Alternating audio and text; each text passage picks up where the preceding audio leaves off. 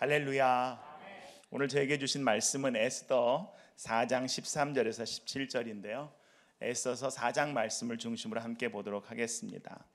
우리 짧기 때문에 13절부터 모르드게와 에스더의 대화를 우리의 고백으로 같이 읽습니다. 에스더서 4장 13절에서 17절 같이 읽습니다. 모르드게가 그를 시켜 에스더에게 회답하되 너는 왕궁에 있으니 모든 유다인 중에 홀로 목숨을 건지리라 생각하지 말라. 이때에 내가 만일 잠잠하여 말이 없으면 유다인은 다른 데로 말미암아 노임과 구원을 얻으려니와 너와 내 아버지 집은 멸망하리라. 내가 왕후의 자리를 얻는 것이 이때를 위함이 아닌지 누가 알겠느냐 하니 에스더가 모르드게에게 회답하여 이르되 당신은 가서 수산에 있는 유다인을 다 모으고 나를 위하여 금식하되 밤낮 3일을 먹지도 말고 마시지도 마소서. 나도 나의 시녀와 더불어 이렇게 금식한 후에 규례를 어기고 왕에게 나아가리니 죽으면 죽으리이다 하니라. 모르드게가 가서 에스더가 명령한 대로 다 행하니라. 아멘. 구약 성경을 읽다 보면 우리 신약과 달리 구약 성경은 이렇게 이야기 형식을 빌려서 하나님의 뜻을 우리한테 알려줍니다. 요즘에 그래서 계속해서 구약의 기적과 엘리사의 메시지를 함께 듣고 있는데요. 그러다 보니까 시대마다 환경에 따라 사람에 따라 이 이야기에 대한 해석이 달라지고요. 의미도 달라지고 다양한 해석을 하게 되는데 구약 성경 중에 가장 다양한 해석을 하는 책이 어디냐면 바로 에스더서입니다. 왜냐? 구약 성경 중에 유일하게 하나님의 말씀이 나오지 않습니다. 그리고 하나님의 신명인 이름도 나오지 않습니다. 하나님께 기도하는 것, 하나님과 뭔가 소통하는 것, 하나님의 뜻을 알려주는 것, 그런 게 전혀 없는 책이 바로 에스더서입니다. 거기다가 이 에스더라는 여인은 유대인이라면서 이방의 이름을 갖고 이방인과 결혼을 하고, 또 이 책을 여러분 에스더서는 출애굽기랑 되게 맞물려 있는 책이거든요. 유대인이 한 해를 시작할 때 1월을 유월절이 있는, 그들이 애굽에서 종되었던 것에서 구원한 이 유월이란 구원의 사건으로 첫 달 아비벌을 시작한다면 마지막 달인 아달월에는 이 부림절이 있습니다. 페르시아로부터 구원한 하나님의 은혜를 그들이 부림절기를 지키면서 다시 한 해를 마감합니다. 그래서 이 에스더서를 여러분 다시 읽어보시면 단순히 어떤 여인이 왕궁에서 왕 앞에 나가서 어떤 자기 민족을 위해서 이야기한 것을 넘어서서 이 책은 굉장히 출애굽기랑 닮아 있는 책입니다. 그런데 이 에스더서는 지금 물질과 이 세속주의가 판치는데 우리도 하나님을 믿는다면서 예배하고 기도하지만 하나님의 임재를 경험하기가 어렵잖아요. 이러한 시대에 교회는 어떠해야 하는가라는 질문을 우리에게 던지고 있다고 봅니다. 이 세상과 타협할 것인가? 그래서 편안함과 안락함과 이 부귀와 이 영화라는 이 신앙의 목적이 바로 이런 것인가? 이거 추구하다가 본질을 놓칠 것인가? 아니면 진짜 죽기를 각오하고라도 신앙을 지켜낼 것인가? 라는 것을 에스더는 우리에게 묻고 있습니다. 지난주에 모세를 통해서 우리가 아포리아 시대라는 모든 것이 막혀있는 막다른 골목에 있는 것처럼 이 구약 성경을 읽다 보면 그런 시대를 만나게 되는데요. 바로 이스라엘이 하나님의 성전이 완전히 무너지고 바벨론 포로로 끌려가는 그러한 시기도 마찬가지였습니다. 근데 이 오늘 에스더와 모르드게와 이 사람들은 바로 이 모르드게의 집안과 에스더는 그때 이 성전이 패망하고 느부갓네살에 의해서 끌려가서 바벨론에 사는 사람들인데, 이 사람들은 70년 만에 하나님의 은혜로 많은 사람들의 수가 이스라엘로 귀환을 합니다. 근데 이들은 그조차 혜택을 못 받고 그 자리에 남겨진 사람들이 다 돌아온 게 아니라는 것을 우리 에스더서를 보면 알 수 있고요. 페르시아가 다스리는 모든, 특히 페르시아가 있는 이 수산궁을 중심으로 움직이는 이 지역에 이들이 유대인인 것을 숨기고 페르시아 이름을 갖고 그 지역에 살면서 정말 하나님께 간절히 기도했죠. 우리도 하나님의 땅으로 돌아가게, 우리도 뭔가 하나님을 예배하는데 모든 것이 보호가 되고 하나님께 기도하면 우리가 어떻게 가야 되는지 주님 알려주십시오. 이러는 가운데서도 에스더 안에는 하나님이 등장조차 안 하는데 어떻게 그들은 그 삶의 상황 속에서 견디어내고 신앙을 지켜냈는가? 오늘 말씀을 통해서 저와 여러분이 다시 한번 돌아보고 기도하는 귀한 밤 되기를 간절히 소원합니다. 원래 에스더라는 이름은 이 페르시아 이름입니다. 별이란 뜻입니다. 별. 예쁘죠? 스타라는 뜻인데요. 이 별이란 뜻을 가진 원래 페르시아 말은 이시타르란 말입니다. 근데 이시타르란 말은 원래 전쟁의 여신이에요. 그래서 이 에스더서를 읽다 보면 굉장히 에스더가요, 굉장히 파격적입니다. 가만히 두지 않습니다. 자신의 적을 굉장히 뭐 이렇게 현모양처처럼 목소리도 가늘가늘하고 막 이럴 것 같지만 안 그렇습니다. 근데 원래 이 에스더의 이름은 하다사라는 이름인데요. 에스더서 2장 6절에서 7절 한번 같이 읽어보겠습니다. 에스더서 2장 6절에서 7절입니다. 같이 읽습니다. 전에 바벨론 왕 느부갓네살이 예루살렘에서 유다 왕 여고냐와 백성을 사로잡아 갈 때에 모르드게도 함께 사로잡혔더라. 그의 삼촌의 딸 하다사 곧 에스더는 부모가 없었으나 용모가 곱고 아리따운 처녀라. 그의 부모가 죽은 후에 모르드게가 자기 딸같이 양육하더라입니다. 이 바벨론 포로로 끌려간 그 후손인데 허다사라는 이름은 원래는 그 매화, 양매화 있죠, 은매화를 갖다가 이 허데사라 그러기 때문에 이 매화가 굉장히 기품이 있고 예쁘잖아요. 그래서 허데사라는 뜻은 또 히브리어로 아름답다라는 뜻도 갖고 있습니다.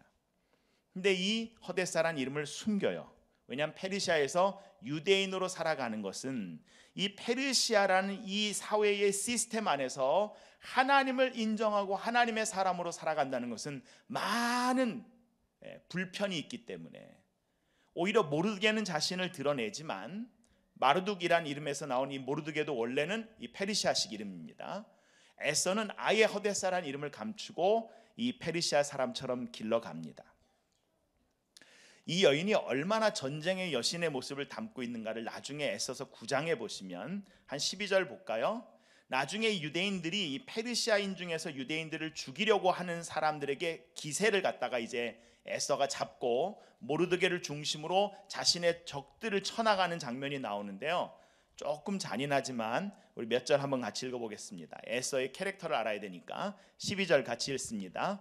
왕이 왕후 에스더에게 이르되 유다인이 도성 수산에서 이미 500명을 죽이고 멸하고 또 하만의 12아들을 죽였으니 왕의 다른 지방에서는 어떠하겠느냐. 이제 그대의 소통이 무엇이냐. 곧 허락하겠노라. 그대의 요구가 무엇이냐. 또한 시행하겠노라 하니 13절 같이 읽습니다. 에스더가 이르되 왕이 만일 좋게 여기시면 수산에 사는 유다인들이 내일도 오늘 조서대로 행하게 하시고 하만의 10아들의 시체를 나무에 매달게 하소서 하니 14절 왕이 그대로 행하기를 허락하고 조서를 수산에 내리니 하만의 10아들의 시체가 매달리니라. 15절 아달월 14일에도 수산에 있는 유다인이 모여 또 300명을 수산에서 도륙하되 그들의 재산에는 손을 대지 아니하였고 16절 왕의 각 지방에 있는 다른 유다인들이 모여 스스로 생명을 보호하여 대적들에게서 벗어나며 자기들을 미워하는 자 7만 5천 명을 도륙하되 그들의 재산에는 손을 대지 아니하였더라. 이 에스더서는요, 한 여인의 궁궐에서 있던 이야기를 좀 하자는 얘기가 전혀 아니라는 것을 에스더를 우리가 중심을 갖고 다시 한번 읽다 보면 알 수 있게 됩니다. 이 에스더는 원래 아하수에로의 왕비 와스티가 있었어요. 와스티가 왕후에서 폐위가 되는 사건이 벌어집니다. 그래서 이 에스더를 유대인이지만 이 페르시아인으로 하고 속이고 바로 이 아하수에로의 이 왕비의 후보자 가운데 밀어넣습니다. 밀어넣어서 이 왕비의 후보자가 되는데요. 1년 동안 준비를 시킵니다. 여러분, 이 에스더서는 우리가 하나님을 예배하는 우리의 마음을 준비하는 데도 굉장히 중요한 책입니다. 왜냐? 6개월 동안 이 여인을 씻어요. 6개월 동안 그 몸을 왕을 만나러 가는데 6개월 동안, 그 다음에 6개월 동안 향품에 담급니다. 그러니까 만 1년을 왕을 한번 보러 가는 여자들, 수많은 여인들이 이 왕후가 되기 위해서 왕 앞에 나가는데 1년을 준비하는데 1년을 정결케 하고 1년을 왕이 원하는 향에다 그 몸을 담그는 거예요. 저와 여러분이 1년 동안 6개월 동안 회개하고 6개월 동안 우리가 기도의 향기를 통하여 그 하나님의 임재와 그 하나님의 영을 갈급해하면서 그 하나님의 임재 가운데 나아갑니까?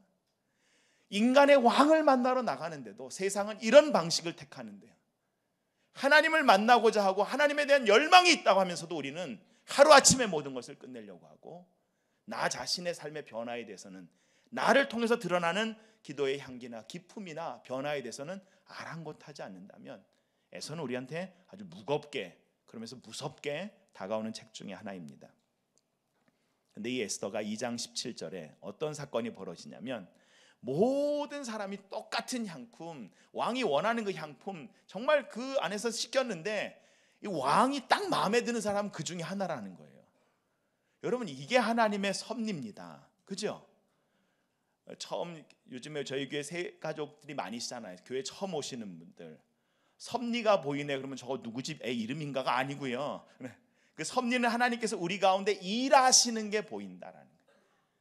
수많은 여자 중에 그 사람만 딱 보입니다. 여러분, 기가 막힌 것은 여러분의 자녀가 학교를 갔다 나오면요, 학교에서 입구에서 아주 애들이 똑같은 옷 입고 그냥 아주 우수수수 쏟아져 나옵니다. 수백 명이 쏟아져 나오면 순간 겁을 덜컥 먹어요. 우리 애를 어떻게 찾지? 근데 여러분, 조금만 지나면요, 우리 애만 보여요. 그죠? 우리 애만 보이잖아요.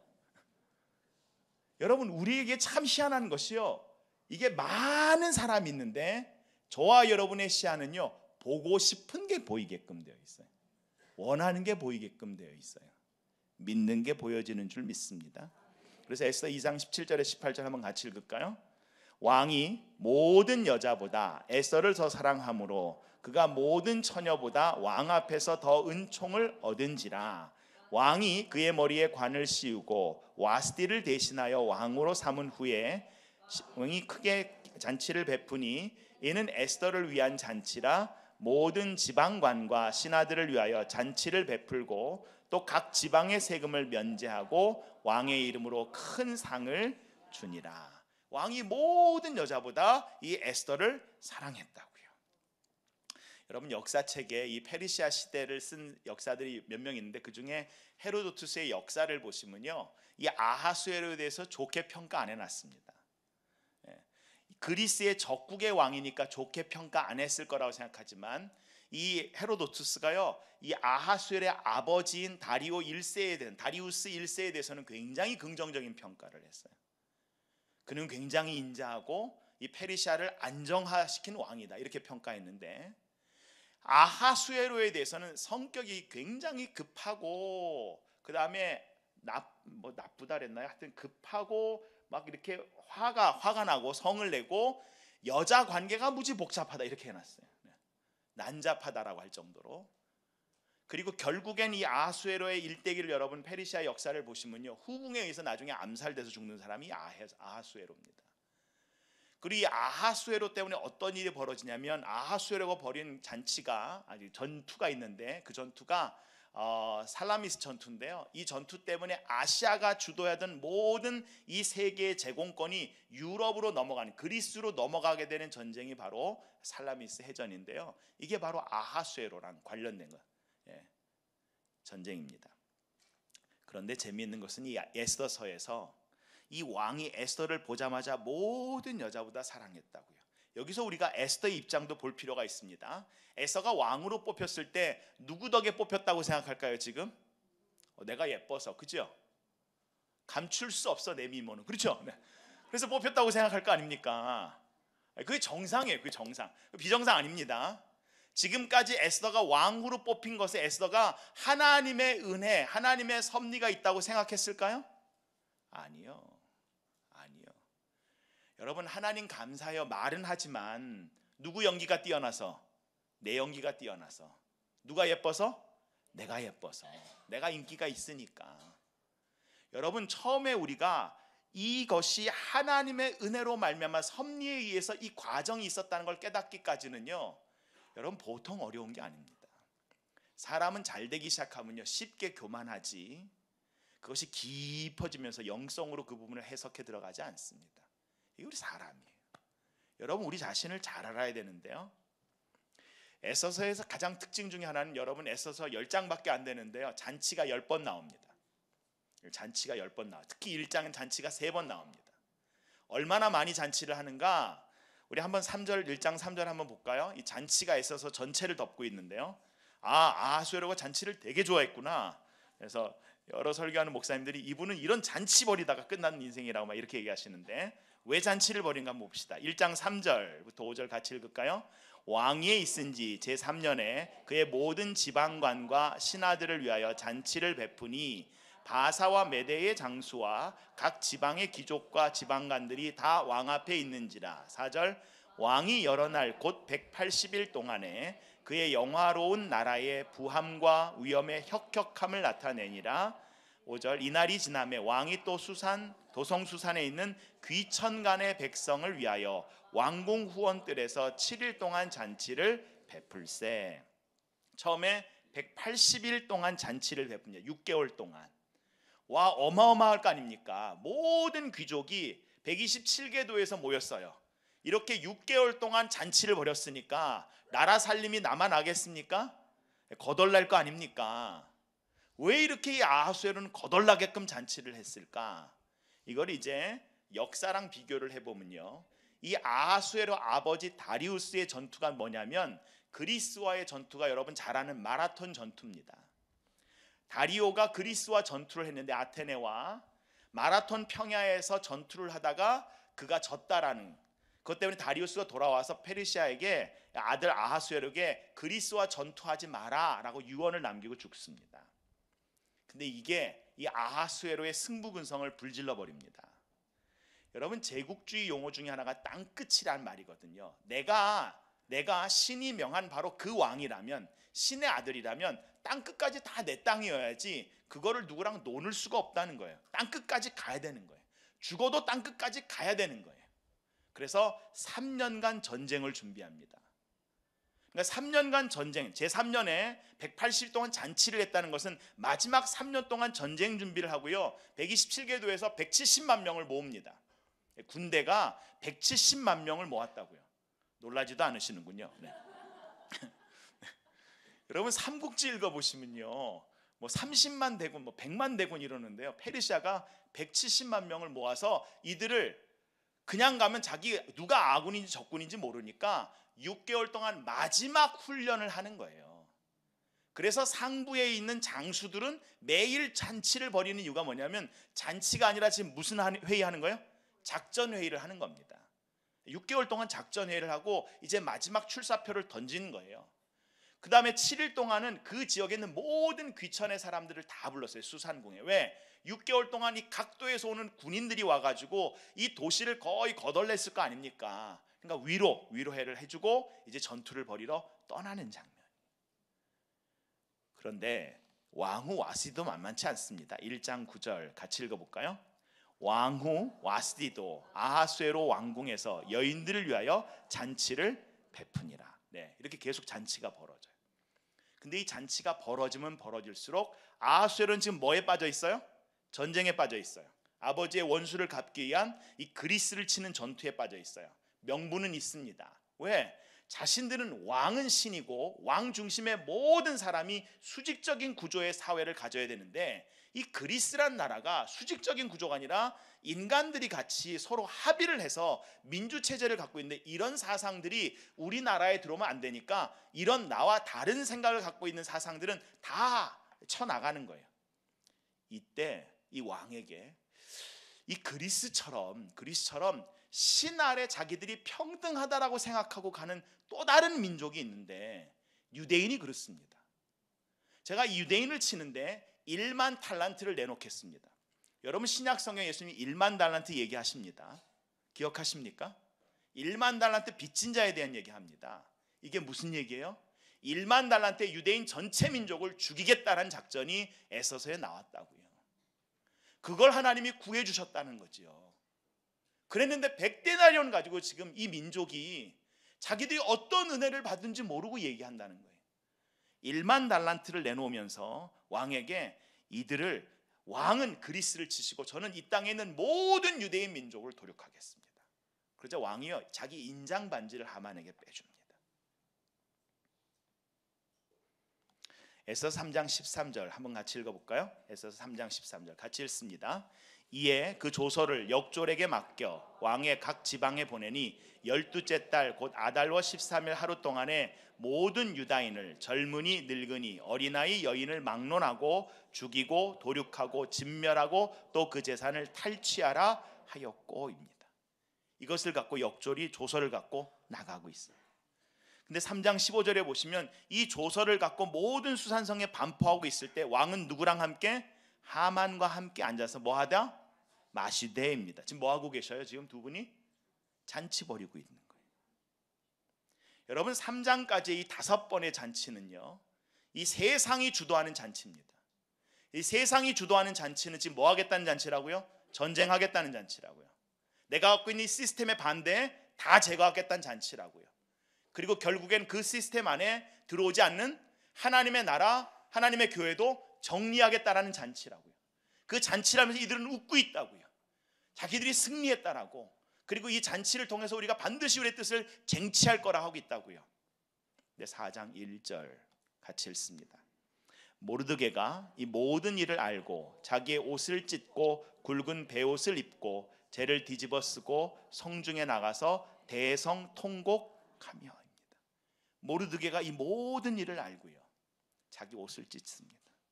하만은 앉아서 웃고 먹고 있는데 모르드게는 대서통곡하고 있습니다. 사랑하는 성도 여러분, 우리가 울 때가 있습니다. 그리고 웃을 때가 있습니다. 상황을 파악하지 못하면 우리는 거꾸로 합니다. 지금 기독교회가 울 때입니까? 웃을 때입니까? 아하수에로 왕은 자신의 뜻을 이루기 위해서 하만 한 사람을 앞세우고요, 지금 그 정치를 하고 있는 거예요. 충원이 필요 없어요. 논의도 필요 없어요. 왕권에 도전하는 자는 모두 죽음뿐이에요. 유대인 학살은 결정된 것입니다. 아무런 논의나 검토도 없이 밀실에서 하만과 둘이 그 전쟁 자금도 다 나오고 졸속으로 결정했습니다. 하만은 모르드게가 자기에게 절하지 않는다는 이유로 한 민족을 멸절시키겠다고 하는 거예요. 이게 본복입니다. 근데 이게 어제 오늘 일이 아닙니다. 여러분, 이 사건이 어제 오늘 일이라고 생각하시면 안 됩니다. 성경은요, 이것을 아주 정확하게 우리한테 이렇게 보여줍니다. 하만은요, 아각 자손 함무다다의 아들 하만이라고 되어 있어요. 근데 이 아각이란 말은 사무엘상 15장 8절 같이 읽어볼까요? 아말렉 사람의 왕 아각을 사로잡고 칼날로 그의 모든 백성을 진멸하였으되 9절 사울과 백성이 아각과 그의 양과 소의 가장 좋은 것 또는 기름진 것과 어린 양과 모든 좋은 것을 남기고 진멸하기를 즐겨 아니하고 가치 없고 하찮은 것을 진멸하니라. 하나님께서 사무엘을 통하여서 이 처음 초대왕이 된 사울에게 아말렉과 싸워라 라고 얘기하셨어요. 그래서 사울이 그 말에 순종을 합니다. 이 페르시아 시대로부터 약 500년 전에 하나님께서 사무엘을 통해서 그리고 첫 왕이 된 초대왕 사울에게 아말렉을 치라 그러니까 이 아말렉이 끝까지 하나님의 백성을 괴롭히고 전쟁을 일삼는 자들이거든요. 그래서 사울이 아말렉을 치러 갑니다. 그런데요, 아각이란 왕은 사로잡아 와요. 왜? 아각의 어린 양과 기름진 것이 너무 좋아서 그거 갖고 하나님께 제사를 드리면 하나님이 이런 마블링 있는 고기는 못 드셨을 거예요. 그러면서 이런 걸로 제사를 드리면 하나님이 기뻐하실 거라고 얘기하면서, 이거 누구 생각이에요? 자기 생각이에요. 그래서 아각을 살려옵니다. 다 죽였으니까 아말렉은 끝났다고 생각합니다. 여러분, 성경이요, 우리한테 우리의 시대를 잘못 판단하는 사람들에 대해서 굉장히 블랙 코미디처럼 진짜 맞냐? 다 끝난 거 맞니? 확인됐니? 라고 끊임없이 우리한테 물어보고 있어요. 우리한테 통보했고 지시했고 그리고 하면 된다라고. 근데 아니요, 마지막에 이 사울이 죽었을 때 그의 시체를 훼손하는 사람이 누구예요? 아말렉 청년입니다. 아말렉 청년이 자기가 괜찮다라고 남겨놓은 그 0.1% 마지막 마무리 안 된 그 디테일 하나 때문에 결국엔 그의 시신이 훼손되고요. 또 하나 그것만이 아닙니다. 3상 30장에 보시면 다윗이 그의 백성과 시글락에 있을 때 그 백성들을 덮쳐서 네겝과 시글락을 침노하고 그 지역의 모든 남자 늙은 여자까지도 다 끌고 가는 사람들이 누구예요? 아말렉 사람. 함께 고백합시다. 기회를 놓치지 맙시다. 우리는 우리의 판단을 신뢰합니다. 내 생각을 신뢰합니다. 내 눈에 보이는 것을 신뢰합니다. 내 귀에 들리는 것을 신뢰합니다. 사울이 그랬습니다. 아각 살려주는 게 뭐 대단한 일이라고. 그러나 결과는 그의 기대와는 전혀 달랐습니다. 이 사건이 여기서 끝나는 게 아니라 500년 후에는요, 이 사람이 살려준 아각은 결국 사무엘이 와서 죽입니다. 근데 이스라엘의 미드라시라는 걸 보면요, 그때 아각의 아내가 임신한 채로 도망간다고 기록하고 있어요. 그리고 아각의 후손들이 나오잖아요. 에스더에 함무다다의 아들 하만이라고. 하만이 이 이스라엘 전체를 다 죽이겠다고 달려붙잖아요. 500년 전에는 한 명인지 모르지만 500년이 시간이 지나서 그들이 권세를 잡을 때는요, 민족이 도륙나는 사건이 된다고요. 끝낼 때 끝내지 않으니까 이런 일들이 벌어진다고요. 근데 이게 여기가 또 시작이 아닙니다. 이스라엘 공동체가 처음 하나님의 은혜로 이 구원을 얻었잖아요. 1월 달에 유월절을 통해서 구원을 얻어서 나왔을 때 홍해를 건넌 다음에 마라를 거쳐서 어디로 갑니까? 르비딤이라는 곳을 가요. 거기서 이들이 물이 없으니까 막 하나님께 원망하고 모세에게 불평하니까 하나님께서 모세에게 반석을 쳐서 물을 내줘라. 그때 이 르비딤에 있는 반석에서 모세가 지팡이로 물을 치니까 장로들 앞에서 그 장로들이 그 물이 나오는 것을 보고 그 물을 온 이스라엘이 먹고 있을 바로 그때에, 출애굽기 17장 8절 같이 읽습니다. 그때에 아말렉이 와서 이스라엘과 르비딤에서 싸우니라. 모세가 여호수아에게 이르되 우리를 위하여 사람들을 택하여 나가서 아말렉과 싸우라. 내가 내일 하나님의 지팡이를 손에 잡고 산 꼭대기에 서리라. 이 생명의 젖줄인 물이 나오니까 그것들이 자기 것이라고 싸우면서 달려들어가서 뺏겠다는 거예요. 그때 하나님께서 모세가 여호수아에게 너는 아말렉과 싸워라. 나는 저 산 위에 올라가서 너를 중보하며 기도할게. 그래서 그 다음날 아침에 올라가서 산 위에서 정말 그들을 위해서 기도하잖아요. 아론과 훌이 같이 올라가서. 근데 손을 올리니까 이스라엘 군대가 이기고 손이 힘이 들어가지고 내려오니까 지더라는 거예요. 이걸 보더니 아론과 훌이 이 모세를 이 돌 위에 앉혀놓고 그 두 손을 자기가 붙잡아가지고 하루 종일 전쟁이 끝날 때까지, 완전한 승리가 될 때까지 그 손이 내려오지 않게 하더라. 그 다음에요, 출애굽기 17장 14절을 보시면 모세에게 이거 기록하라 그러셨어요. 하나님. 여러분 성경을 읽다 보면 하나님이 이거 기록해야 돼 라고 얘기하신 게 많지 않습니다. 계명은 꼭 기록하라고 하셨지만 어떤 사건을 하나님께서 이거 직접 기록해야 돼 라는 사건 그리 많지 않아요. 근데 14절 한번 같이 읽어볼까요? 여호와께서 모세에게 이르시되 이것을 책에 기록하여 기념하게 하고 여호수아의 귀에 외워 들리라.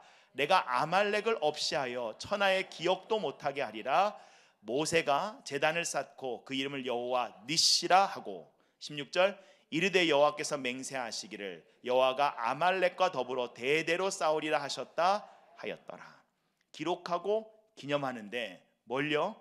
하나님께서 아말렉을 천하에서 기억도 못하게 하겠다라고 결단을 내리신 거라고요.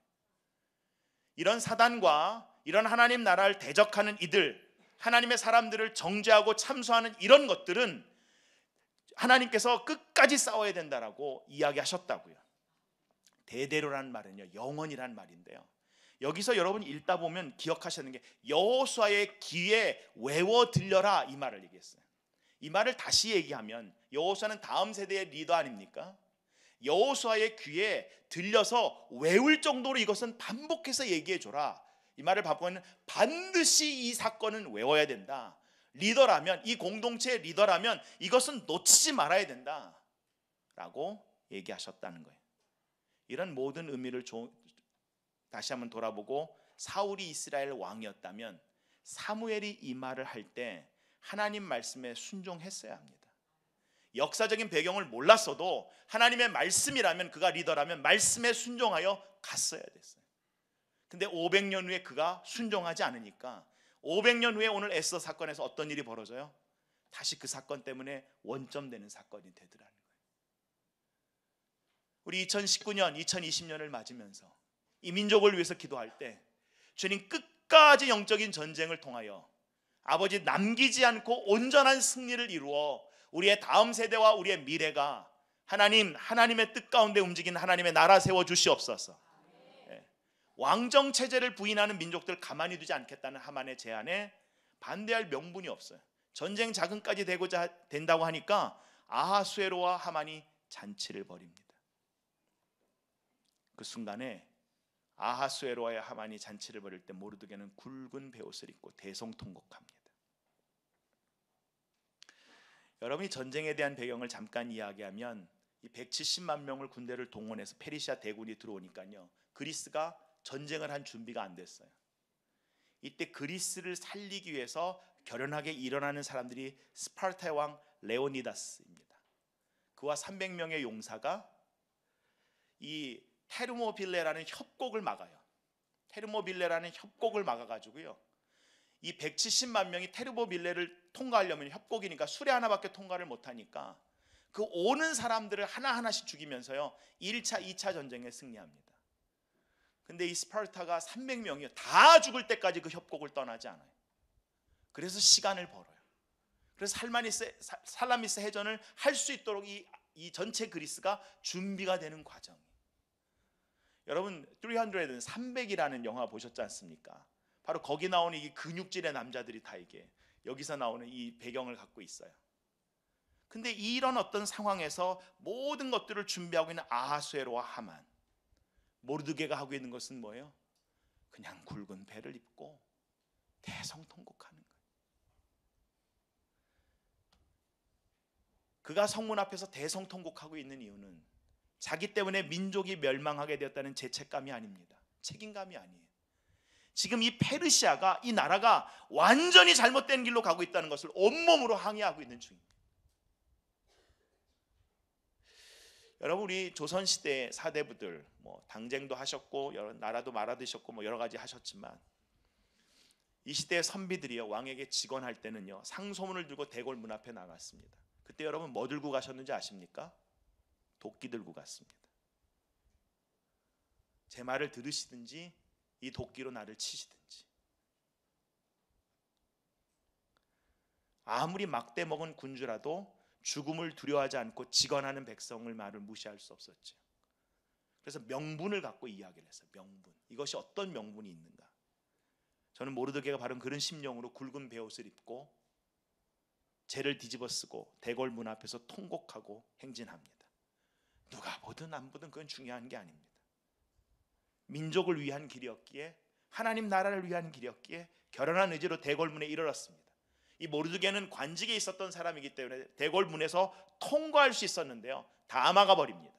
하만이 이미 막고 이 대궐 안으로 그 소식이 들어가지 못하도록 언론을 다 막아버립니다. 소통이 안 되게 막아버립니다. 근데 에스더 4장 3절 같이 읽습니다. 왕의 명령과 조소가 각 지방의 이름에 유다인이 크게 애통하여 금식하며 울며 부르짖고 굵은 베옷을 입고 제 누군 자가 무수하더라. 모르드게만 아니었어요. 이 얘기를 듣고 함께 동역하며 기도했던 사람들이 있다라는 것입니다. 여러분, 저와 여러분이 한 뜻으로 하나님의 나라를 위해서 기도할 수 있는 것, 그리고 기도의 동역자들이 있는 것, 그것이 우리한테는 큰 기쁨이며 위로며 용기가 되는 줄 믿습니다. 왕궁 안에서 에스더가 이 얘기를 들은 거예요. 근데 자기의 아버지잖아요. 어떻게 보면 사촌 오빠뻘 되지만 실제로는 자기가 부모가 다 죽은 다음에 자기를 완전히 길러줬기 때문에 양아버지 아닙니까? 근데 그가 거의 100세가 넘은 사람이 지금 그러고 있다는 이야기를 들으니까 에스더가 왕궁 안에서 너무 마음이 탄 거예요. 그래서 자기의 이제 그 내시를 통해서 옷을 입게 하라고 옷을 갖다가 보냈는데 모르드게가 당연히 그 옷을 받지 않지요. 자신에겐 사랑하는 아버지요 사랑하는 가족이 어려움을 당하니까 이 에스더가 그의 시녀와 내시를 보내가지고요 입을 의복을 모르드게에게 전달합니다. 근데 여전히 그는 굵은 베옷을 입고 있습니다. 함께 고백합시다. 때를 분별해야 합니다. 때를 분별해야 합니다. 여러분, 우리가 웃을 때가 있고 잔치할 때가 있고요 울며 기도할 때가 있습니다. 모든 일에는 다 때가 있다 그랬습니다. 이 때를 놓쳐버리면요 그 다음에는요 이 때를 놓친 다음에 복구하려면요 훨씬 더 어렵습니다. 전도서 3장 1절에 모든 일에는 다 때가 있다라는 거예요. 세상에 일어나는 일마다 알맞은 때가 있는데 3장 4절에 보시면 같이 읽을까요? 울 때가 있고 웃을 때가 있다. 통곡할 때가 있고 기뻐 춤출 때가 있다. 이 때를 분별해내시는 저와 여러분 되기를 간절히 소원합니다. 혹시 지금 이 방송을 보면서 춤추고 계신 분이 계시다면 꼭 이 때를 분별하시길 간절히 바랍니다. 3장 11절에 하나님이 모든 것을 지으시되 때를 따라 아름답게 하셨다고요. 근데 여러분, 우리의 문제가 뭔지 아십니까? 저와 여러분의 문제가요, 마태복음 25장 13절 같이 읽을까요? 그런즉 깨어있으라, 너희는 그날과 그때를 알지 못하느니라. 성경은요, 우리가 그때를 분별하고 싶지만 그때를 안다 모른다, 하나님의 때를 우리가 모른다는 거예요. 그래서 그때를 아는 방법은 딱 하나예요. 매일 깨어있는 것. 아멘. 주님 오실 때까지 매일 깨어있는 것. 네. 디모데후서 4장 2절에 보시면 너는 말씀을 전파하는데 때를 얻든지 못 얻든지 항상 힘쓰라. 범사에 오래 참음과 감사함으로 가르침으로 경책하며 경계하며 권하라. 여러분, 우리가 이 때를 놓치지 않는 것은 뭐냐면 그 때가 되면 내가 뭐 하지가 아니라 항상 그 때를 준비하고, 오늘입니까 주님? 네. 아침에 일어났을 때 눈 뜨면서 오늘도 하루 주셨는데 오늘입니까 주님? 하루 종일 수고한데 침대에 들어갔을 때 오늘 밤에는 주님 만나는 겁니까? 그러고 우리 하루하루를 살아가면서 저와 여러분의 영이 깨어있기를 간절히 소원합니다. 많은 분들이 아하수에로 왕은 국정에 아무런 관심을 갖지 않고 나라를 하만에게 맡기고 완전 잔치하다가 볼일 다 봤다라고 해석하지만, 여러분, 페르시아 역사를 보면 그렇지 않습니다. 두 번의 이 전투에 패한 뒤에 돌아와서는요, 이 사람 아하수에로가 망가졌지만 처음에 10여 년 동안 이 아하수에로는요 완전 전쟁광이었습니다. 모든 언로가 막혔습니다. 그는 전쟁에 대한 생각으로 꽉 차 있습니다. 지금 가는 방향이 틀어졌어도 누가 이 부당함을 왕에게 전달할 수 있습니까? 언로가 꽉 막혀 있을 때 이 모르드게가 마지막으로 그 언로를 뚫을 수 있는 사람으로 누구를 생각했는가? 그때 에스더를 생각한 거예요. 에스더가 이 왕을 만나면, 왕에게 가서 이 사태가 지금 이렇게 벌어지고 있다는 것을 이야기하면 하나님께서 그를 통해서 이 언어를, 이 소식을 전달할 수 있겠다라는 이 언로의 소통이, 이 소통이 일어나기를 위해서 이 모르드게가 자기를 말리고 옷을 입으라고 하는 이 에스더에게 그 내시 하닥을 통해서 에스더 4장 7절과 8절에 이렇게 이야기합니다. 같이 읽을까요? 모르드게가 자기가 당한 모든 일과 하만이 유다인을 멸하려고 왕의 금고에 바치기로 한 은의 정확한 액수를 하닥에게 말하고, 또 유다인을 진멸하라고 수산궁에서 내린 조서 초본을 하닥에게 주어 에스더에게 보여 알게 하고, 또 그에게 부탁하여 왕에게 나아가서 그 앞에서 자기 민족을 위하여 간절히 구하라 하니입니다. 모르드게가 유대인을 진멸하겠다는 조서 초본을 그 내시 하닥에게 주면서 에스더에게 보여서 꼭 알게 해라. 그리고 에스더가 왕에게 나가서 자기 민족을 위해서 간절히 구하라 그래라. 여러분, 여기 에스더가 혼자만 왕후가 아닙니다. 이 당시에 페르시아의 궁에는 할렘이라는 왕후들이 사는 데가 따로 있었을 만큼 어마어마하게 많은 왕후들을 두고 있었어요. 또한 아하수에로의 성격을 너무 잘 아는 에스더잖아요. 적국의 역사가도 아하수에로가 얼마나 성격이 급하고 그리고 잔인하고 이런 어떤 인정이 없고 그리고 그가 원하는 대로 사는 그런 사람인 걸 알았는데 에스더가 몰랐을 리가 없지요. 그러니까 에스더가 자신의 어려운 이유를 설명합니다. 에스더 4장 11절 같이 읽습니다. 왕의 신하들과 왕의 각 지방 백성이 다 알거니와 남녀를 막론하고 부름을 받지 아니하고 안뜰에 들어가서 왕에게 나아가면 오죽 죽이는 법이요 왕이 그자에게 금규를 내밀어야 살 것이라. 이제 내가 부름을 입어 왕에게 나아가지 못한 지가 이미 30일이라 하라 하니라입니다. 페르시아의 법을 이야기합니다. 페르시아의 법에 의하면 왕이 부르지 않는데 왕비가 왕을 찾아 나가면 그 자리에서 죽는다는 거예요. 단 한 케이스, 왕이 그 규를 갖다가 들어서 내가 그 사람을 살리겠다라고 하라고 아지면 그 자리에서 그 부관들이 그냥 칼을 들어서 쳐 죽인다는 거예요. 그리고 제가 부름을 못 받은 지 30일이라고요. 왜 이런 법이 만들어졌을까요?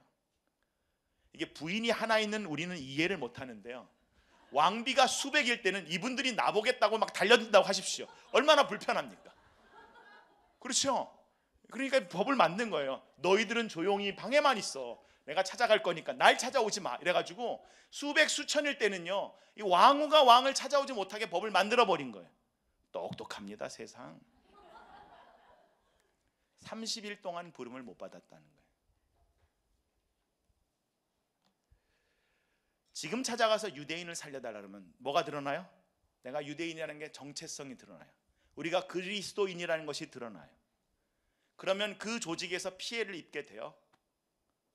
그리고 이 일 때문에 나는 가만히만 있으면 앞으로 이 왕이 죽을 때까지 30년이고 평생 뭐 그렇게 뭐 대단한 권력은 아니더라도 그냥 내버려만 두면 지위를 빼앗기지 않고 적당한 권세와 모든 것들을 누리면서 이 풍요를 유지할 수 있는데 왜 굳이 내가 지금 왕을 찾아가서 이런 모든 정말 죽을 일을 이런 것들을 시도해야 하겠습니까? 라고 하닥을 통해서 말을 전한 거예요. 이 말이 이기적인 것 같지만 굉장히 설득력이 있고요. 맞는 말입니다. 자기가 당한 상황이니까. 그리고 법이 그렇다는데 뭐 어떡하겠어요. 그런데 모르드게가 이렇게 이야기합니다. 오늘 본문인데요, 13절과 14절. 넷이 하닥을 통해 전한 말이 이렇습니다. 13절과 14절 같이 읽을까요? 모르드게가 그를 시켜 에스더에게 해답하되 너는 왕궁에 있으니 모든 유다인 중에 홀로 목숨을 건지리라 생각하지 말라. 그때에 내가 만일 잠잠하여 말이 없으면 유다인은 다른 데로 말미암아 노임과 구원을 얻으려니와 너와 내 아버지 집은 멸망하리라. 내가 왕후의 자리를 얻은 것이 이때를 위함이 아닌지 누가 알겠느냐 하니. 이 모르드게의 이야기는 세 가지를 이야기합니다. 첫째는 네가 유다인 중에 있지만 왕궁에 있다고 홀로 목숨 얻을 거라고 생각하지 마라. 이게 어떻게 사건이 바뀌어질지 모른다.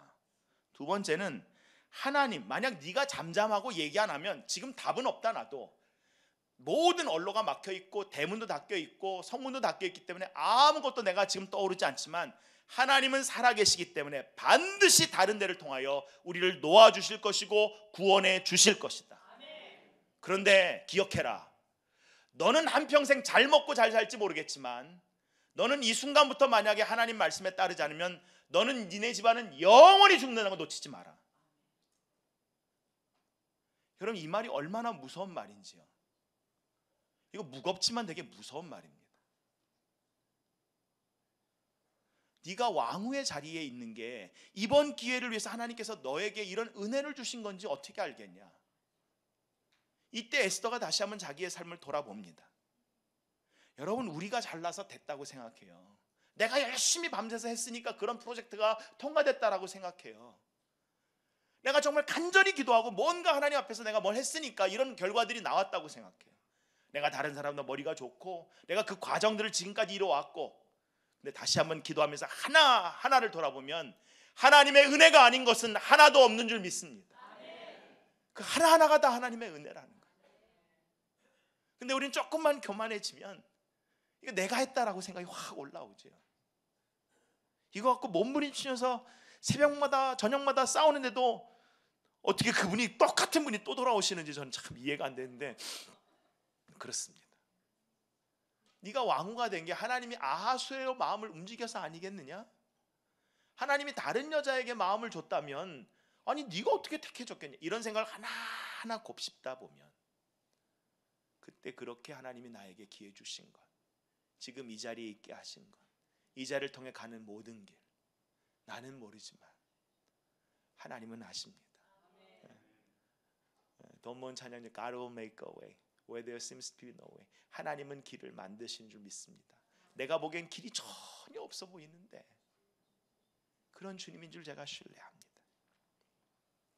여러분, 우리 안에 느낌표가 오려면, 따라서 느낌표가 오려면 느낌표는 물음표 뒤에 온다. 좀 철학적인 얘기 해봤습니다. 여러분, 뭔가 이렇게 감동이 오고 아 맞아 라는 깨달음이 오려면요 물어야 돼요. 우리의 생각이 열려야 됩니다. 내가 기존에 있는 그 자체에서 내 육신의 생각을 따라가고 있으면서 영적인 생각을 할 거라고 착각하지 마십시오. 절대 그렇게 안 됩니다. 로마서 8장 5절에 이렇게 말하고 있습니다. 같이 읽을까요? 육신을 따라 사는 사람은 육신에 속한 것을 생각하나 성령을 따라 사는 사람은 성령에 속한 것을 생각합니다. 6절, 육신에 속한 생각은 죽음입니다. 그러나 성령에 속한 생각은 생명과 평화입니다. 7절, 육신에 속한 생각은 하나님께 품는 적대감입니다. 그것은 하나님의 법을 따르지 않으며 또 복종할 수도 없습니다. 8절, 육신에 매인 사람은 하나님을 기쁘시게 해드릴 수 없습니다. 시편 94편을 보시면 하나님이 사람의 생각이 허무한 것을 아셨다고요. 주님께서 이 땅을 오시면서 우리를 계속 풀어주시는데도 예수님을 향한 유대인들의 생각은 뭐예요? 저 사람이 왜 저런 말을 하지? 감히 이러면서 예수님을 향해서 그들 마음속에 품었던 것이 뭐예요? 헛된 생각, 육의 생각을 계속하고 있으면서 자기들은 영적이라고 생각했다고요. 하나님께서 욥을 38장에 쭉 오랜 시간 후에 만납니다. 그리고 첫 마디가 뭐예요? 38장 2절 같이 읽을까요? 무지한 말로 생각을 어둡게 하는 자가 누구냐? 똑똑하다 생각하는 지혜의 대가들이 모여가지고 한참 얘기했다고요. 38장까지. 근데 하나님이 딱 한마디로 정리하셔요. 무지한 말로 생각을 어둡게 하는 자가 누구냐? 여러분 12년 동안 혈류근원 때문에 고생했던 이 여자의 생각이 뭐예요? 주님의 옷자락을 만지면 내 몸이 낫겠습니다라는 생각이 들어오니까 그의 옷자락을 만지는 순간에 혈류근원이 깨끗해지더라, 마르더라입니다. 2014년 여의도 한강공원에서 3,000명 정도의 젊은이가 모이는 그런 어떤 모임이 있었어요. 파티 같은 게 있었어요. 제목, 젊은이들이 모여서 제목을 붙인 거예요. 제가 붙인 게 아니라. 죄송합니다. 이번 생은 글렀다, 그래도 우리는 졸라 젊다, 이거였어요.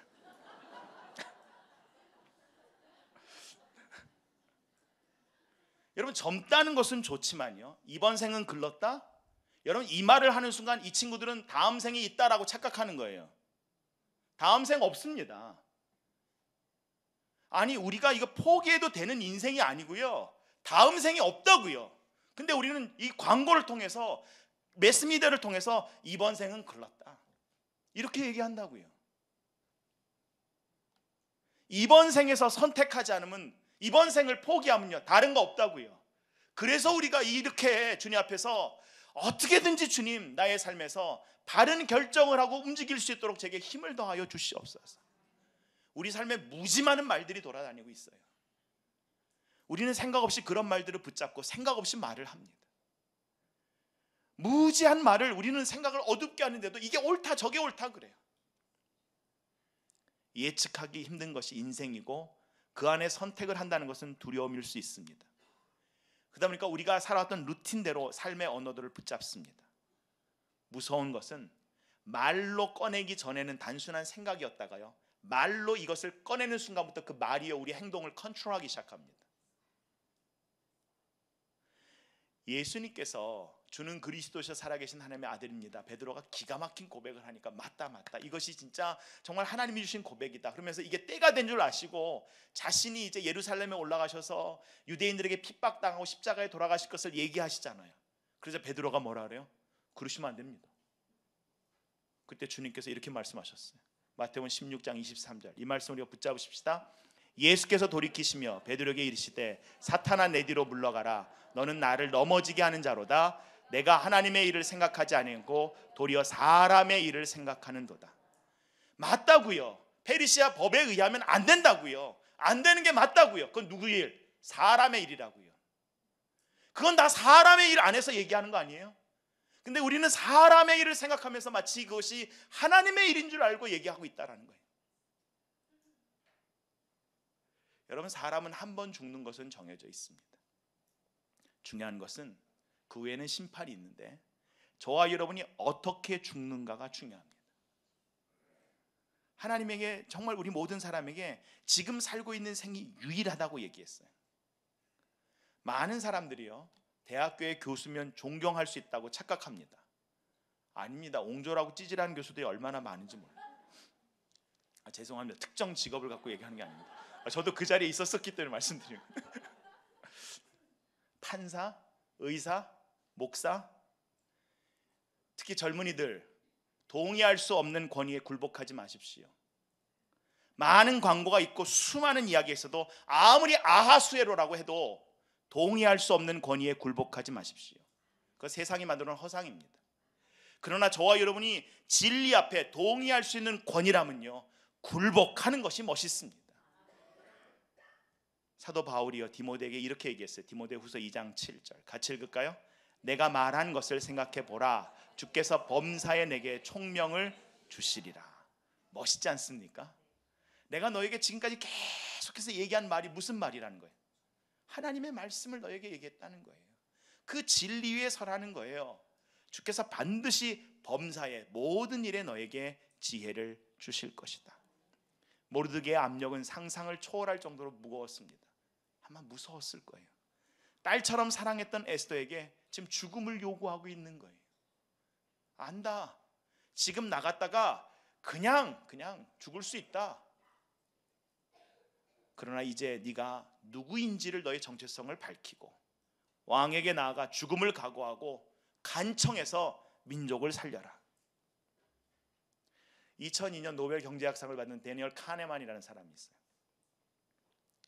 우리가 작은 돈일 때 1,000원짜리를 가지고 서로가 이야기하다가, 야, 우리 이거 가지고 동전을 앞뒤로 던져가지고 앞 나오면 네가 가져, 뒤 나오면 내가 가질게 라고 하면 1,000원짜리 갖고 얘기할 때는 그래 라고 한다는 거예요. 근데 1억짜리 갖고 할 때는 확률이 반이지만 못 한다는 거예요. 이게 뭐냐면 내게 주어진 무게와 내가 갖고 있는 것이 많으면 많을수록 결정이 어떻다? 어렵다. 여러분, 저와 여러분이 결정이 어려운 것은요, 다른 게 아닙니다. 우리 어깨가 감당해야 되는 것 이상을 얹어놨기 때문인데요. 오늘 밤에 그 기도하심으로 주님, 이 무게를 견뎌내므로 나를 짓누르는 무게가 아니라 하나님의 영광을 드러내는 영광 되게 하여 주시옵소서. 이걸 갖고 기도합니다. 그리고 에스더가 하나님의 음성을 들은 게 아닙니다. 여러분, 에스더의 특징이 겁니다. 하나님이 에스더에게 가라 이런 것도 아닙니다.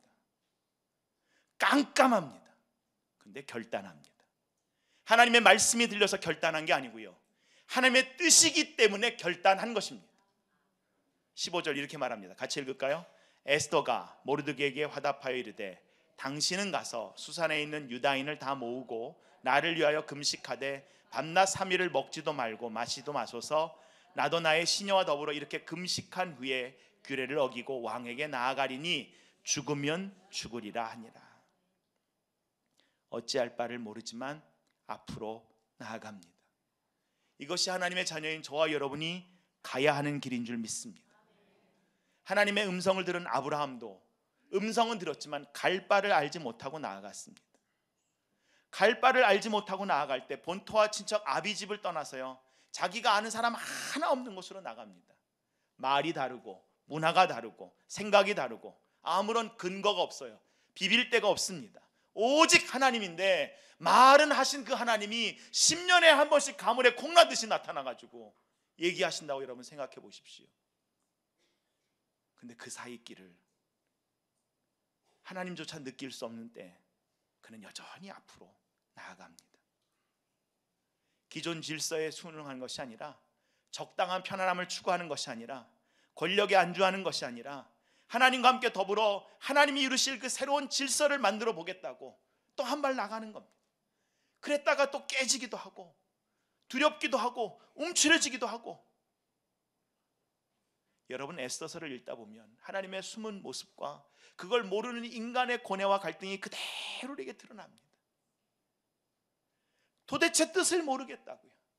주님 알려달라고요. 알려주시면 제가 따르겠다고요. 그렇게 얘기하는데 하나님은 침묵하십니다. 도대체 우리 민족이 어디로 가고 있습니까? 지금 한국교회가 어디로 가고 있습니까? 하나님 답을 주시면 하나님 따르겠습니다 라고 기도하는데요, 사랑하는 성도 여러분, 답을 기대하지 마십시오. 이미 하나님은 성경을 통해서 우리에게 수십 번, 수백 번, 수천 번 하나님의 뜻이 뭐라고 알려주신 줄 믿습니다. 이미 알리고 말씀하셨다고요. 우리가 몰라서가 아니고요, 모르는 척 외면하고 있는 것뿐이고요. 기득권을 버리고 나 본연의 모습으로 돌아가 다시 출발하는 게 힘드니까 하나님 뜻이 뭡니까? 그러고 계신데, 이 밤에 우리의 기도가 바뀌길 간절히 소원합니다. 에스더가 뭐라고 고백합니까? 죽으면 죽으리다. 죽으면 죽으리다.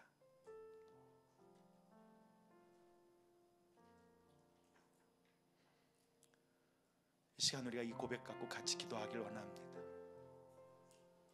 하나님의 음성 듣지 못하고 하나님의 지도를 받지 못하는 에스더가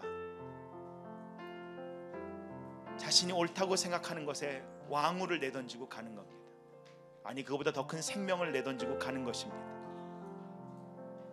한 치 앞도 내다보지 못하고 암흑 속에서 불안하지만 더듬더듬 앞으로 가는 것입니다. 오늘 기도하고 있는 우리가 그렇지 않습니까? 오늘 기도하고 있는 한국교회가 그렇지 않습니까?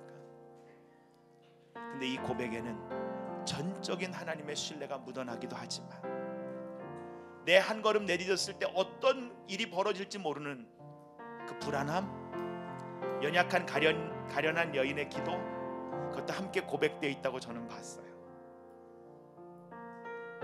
정말 흩어지는 기도고 토단 같은 기도일지라도 그 결단과 걸음이 믿음의 길을 낼 줄 믿습니다.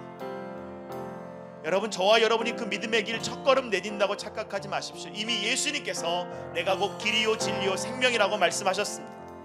그 길이 좁아 보여서 그렇지 길이 없는 것이 아닙니다. 길이 불편해서 보여서 그렇지, 큰 길보다 작아 보여서 그렇지 길이 없는 것이 아닙니다. 이미 길이 있는 줄 믿습니다. 이 밤에 우리가 그 길을 붙잡기를 간절히 소원합니다. 이 시간 함께 기도할 때 그렇습니다. 주님, 나를 주장하여 주시옵시고 정말 죽으면 죽으리라는 이 각오가 내가 그리스도와 함께 나 죽었으니까 이제는 내가 살아도 주를 위해서 산다는 그 고백이 무엇인가, 나의 사고의 체계와 관점이 바뀌는 이 밤 되게 주님 역사하여 주시옵소서.